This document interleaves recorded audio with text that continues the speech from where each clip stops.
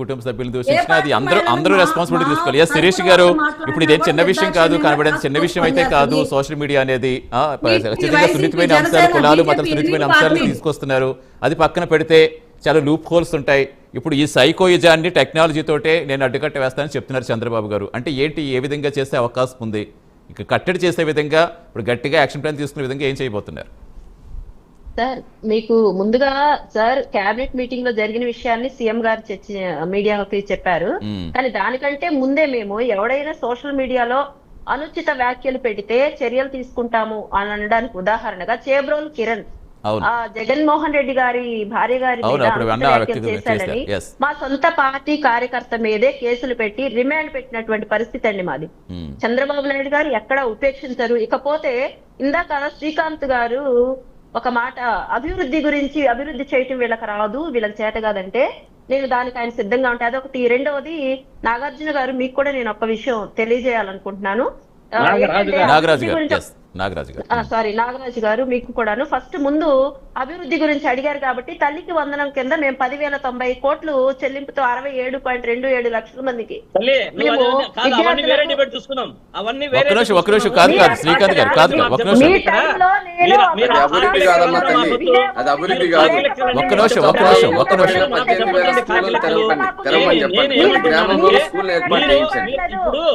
Social media గురించి సమాధానం చెప్పండి. తల్లికి వందనం పేరుతో డబ్బులు ఇస్తే అభివృద్ధి కాదమ్మా. ఒక్క నిమిషం. అది సంక్షేమం అవుతుంది కానీ అభివృద్ధి కాదు. సంక్షేమ పథకాలు ఇచ్చిన హామీలు అంటున్నారు. ఎస్ శిరీష్ గారు, ఎస్ సమయం అవుతుంది మన పల్లెలా కాదు. ఒకేసారి మాట్లాడితే అర్థం కాదు. శ్రీకాంత్ గారు ఒక్క నిమిషం. ఎప్పుడు ప్రజా సమస్యల మీద వదిలిపెట్టేసి జగన్మోహన్ రెడ్డి గారిని ప్రతిపక్షాన్ని మాట్లాడటమే మీకు ఒక ఆనవాయితీగా అయిపోయింది. మీకు చెప్పేది ఏమీ చెప్పరు. మీ అభివృద్ధి శూన్యము, మీరు చేసిన దాంట్లో అభివృద్ధి శూన్యము. నేను చెబుతున్నానేమంటే ఇప్పుడు మీరు అభివృద్ధి గురించి మాట్లాడొద్దండి. అభివృద్ధి గురించి నెక్స్ట్ డిబేట్ లో చూసుకుందాం. ఇప్పుడు మనం మాట్లాడుతున్నది సోషల్ మీడియా గురించి.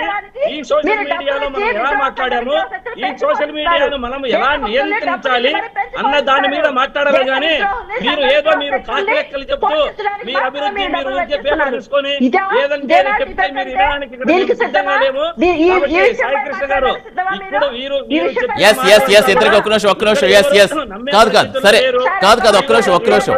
ఇప్పుడు ఇప్పుడు సోషల్ మీడియా మీద ఎలాంటి ఉక్కుపాదం పోతుంది? ఎస్ శ్రీకాంత్ గారు, శ్రీకాంత్ గారు మాట్లాడితే వెళ్తే ఎవరికి అర్థం అవుతుందండి? అసలు డిబేట్ అవడం తప్పించి దానికి ఉపయోగం ఉంటుంది. మనకి ఒక్క నిమిషం ఆగండి.